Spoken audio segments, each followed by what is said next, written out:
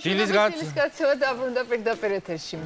მოგესალმებით კიდევ ერთხელ. ვალიკო ნანობაშვილის სახელს არა მხოლოდ მუსიკალური, არამედ მთელი საქართველო იცნობს. სლოთბარს მომღერლისა და პედაგოგის დამსახურებით ქვეყნის ოქროს ფონდში არაერთმა უნიკალურმა კომპოზიციამ დაიმკვიდრა სამუდამო ადგილი. მის ანგარიშშია 17 მუსიკალური გუნდისა და რამდენიმე სამუსიკო სკოლის დაარსება. მეცახელად ვალიკო ნანობაშვილს გალობის მოძღვარით შეარქვეს თავის დროზე მის მხსოვნამ დღეს ამ სტუდიაში მეგობრები და კოლეგები შეკრიბა. ეს ის შემთხვევაა, როცა კონსერვატორიის პირველი ფოლკლორული ანსამბლი ლამის ნახევარი საუკუნის შემდეგ პირველად გაერთიანდა. მამების ადგილი კი შვილებმა დაიკავეს. ჩვენი სტუმრები არიან ბატონი ანზორ ერქომაიშვილი, კონსერვატორიის პროფესორი, ბატონი გივი მუნჯიშვილი, ფოლკლორისტი, პროფესორი გომარ სიხარულიძე და ვალიკო ნანობაშვილის ვაჟი, რეჟისორი ზაზა ნანობაშვილი. დილამშვიდობის მოგესალმებით და უმის მადლობა, რომ ჩვენი სტუმრები ბრძანდებით. ბატონო ზაზა, ხსოვნის საღამო გაიმართა რამდენიმე დღის წინ, ეს იყო კონსერვატორიაში საღამო და იყო სიღნაღშიც. რა გითხრათ ამაზე? ისეთ უბრალოდ ხალხში ვზივარ ახლა, რომ ძალიან ძნელია ემოციის გარეშე რამე გაიხსენო იმ კონსერვატორიის საღამოსაც. თლიანად ემოცია იყო, უნდა ითქვას, იმ მოგონებები, იმიტომ რომ ეს მოგონებები არის, რომელიც პრაქტიკულად ჩვენი ცხოვრების შემდგომ წესი გახდა თვითონ ამათთან ერთად. და ეს ამისი გახსენება გამახსენა თვითონ აი ამ ძალიან არეულ წლებში, როდესაც ძალიან ცუდო კომპონიმენტს გვიკეთებს თვითონ ეს ცხოვრება დღევანდელი, ხო?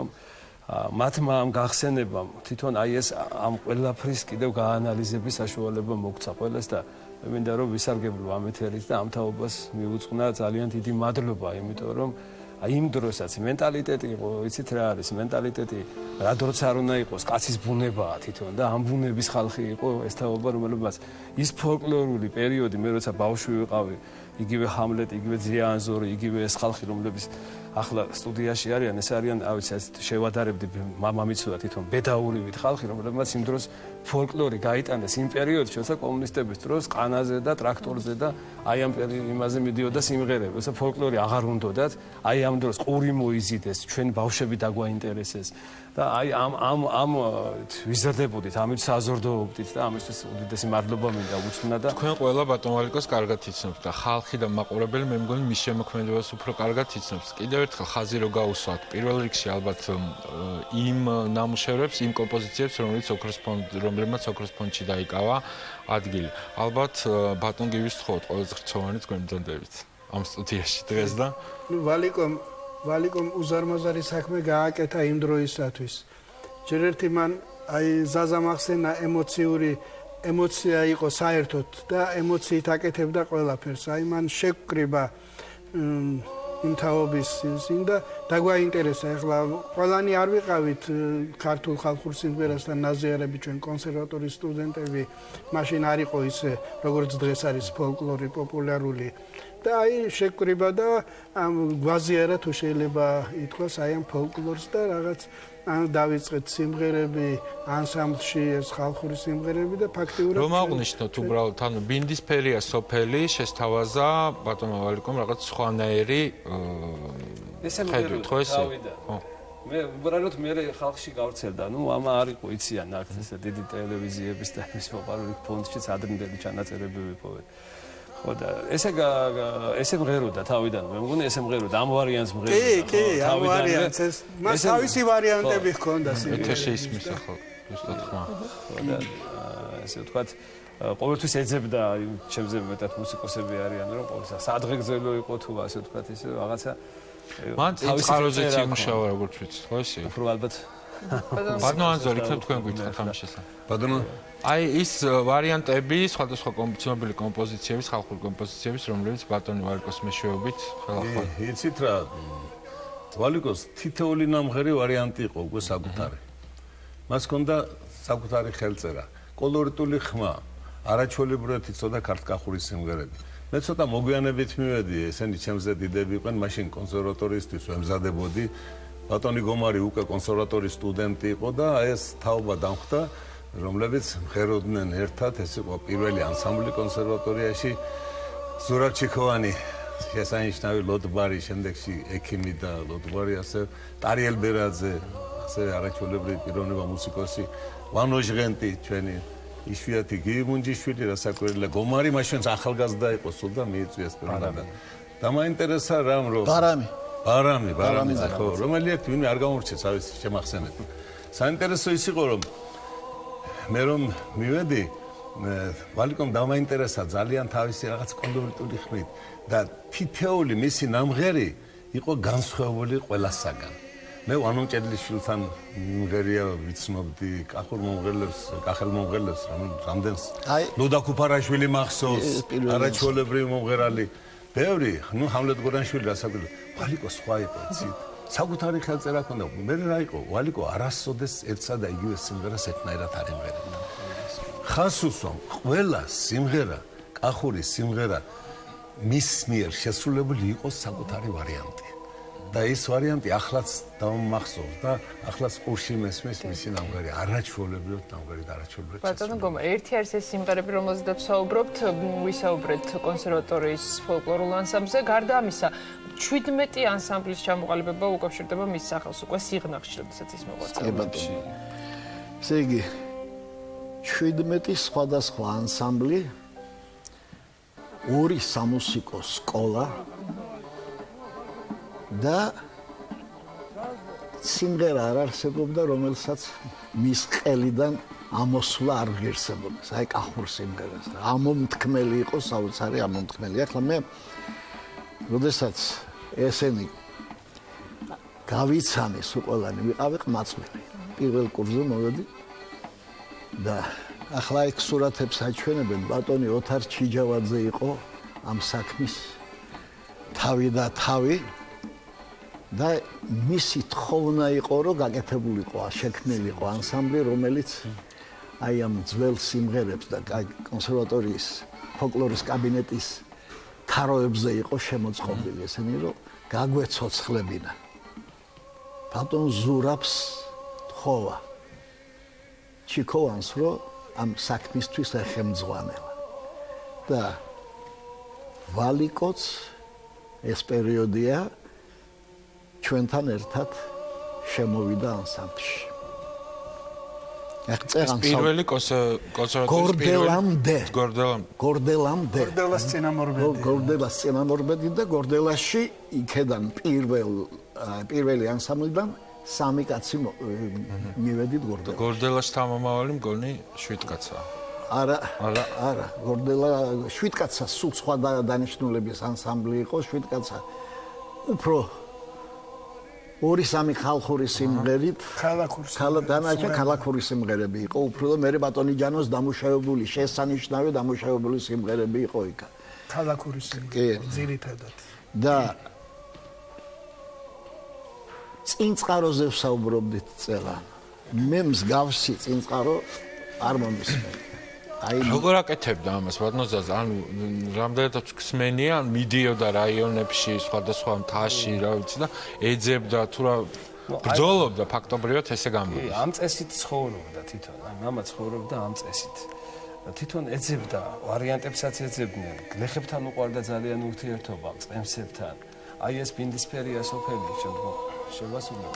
ენამთის მწყემსებიდან წამოვიღეთო მე და ლეოდორ მაზაშვილმა ეს სიმღერის ის ვარიანტი და იმ დროისათვის ძალიან ადრე, მაშინ მე მგონი ამ სიმღერას არც მღეროდნენ. არც არავინ არ მღეროდა. მღეროდა ხო, ბინდისფერია სოფელი, როცა ესენი მღეროდნენ.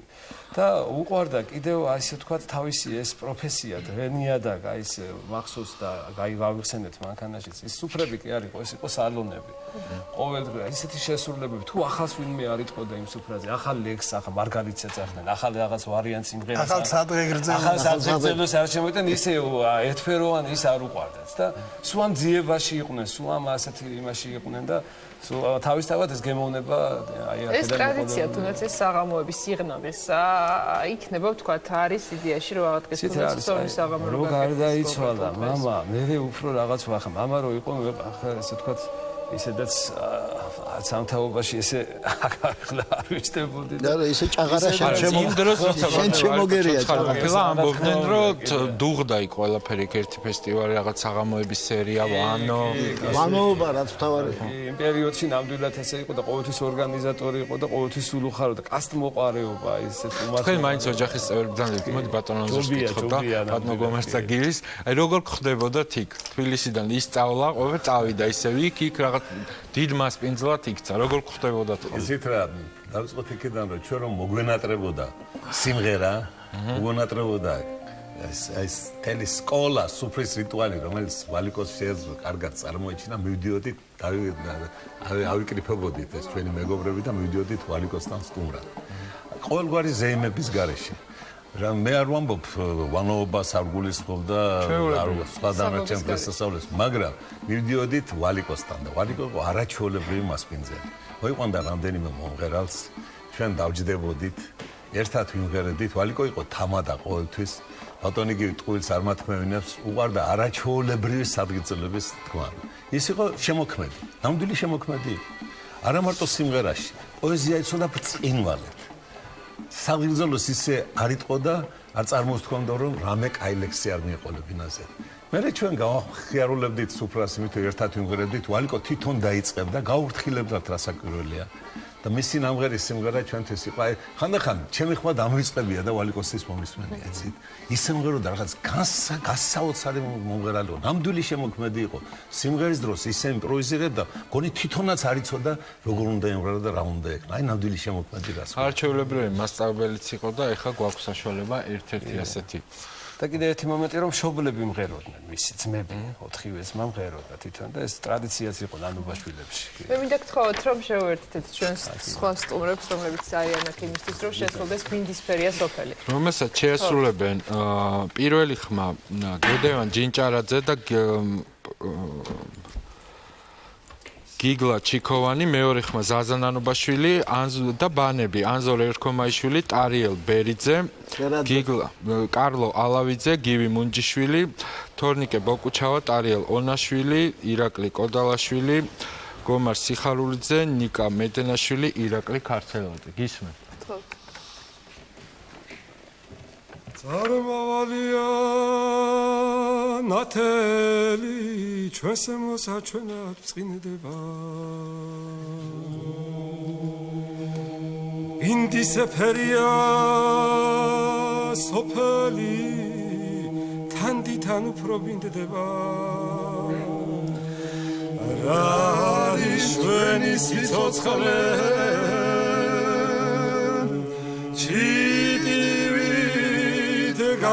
გაგვიფრინდება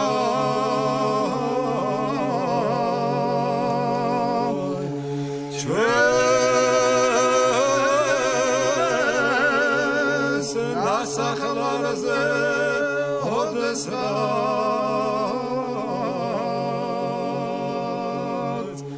ბალახიავი ბრინდება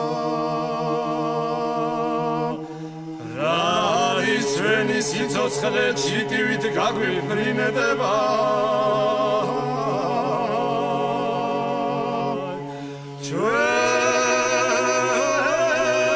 ჩვენს ნასახლარზე ოდესაც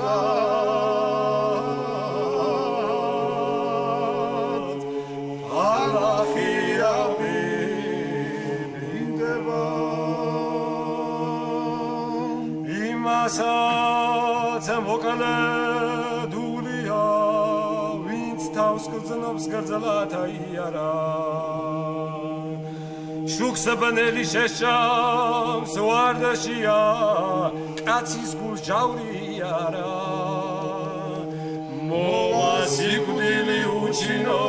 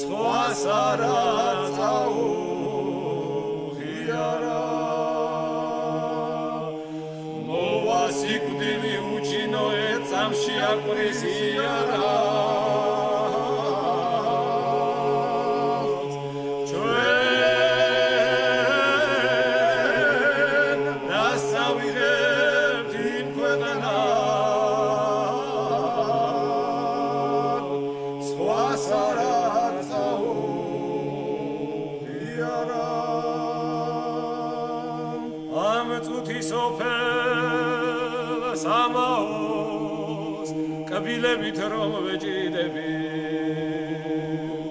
თუ ამ ქვეყნად არ ვარ გიხარ იქაც არავის ჭირდები ისე დროს უნდა წახვიდე ისე დროს უნდა გვდებოდე ამ ქვეყნად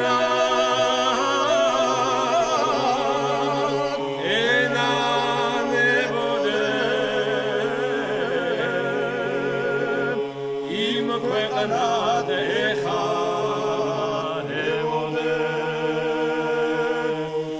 ისე დროს უნდა წახვიდე ისე დროს უნდა გვდებოდე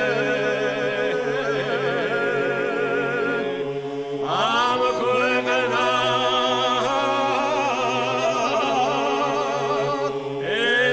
ენანებოდე იმ ქვეყნად ეხანებოდე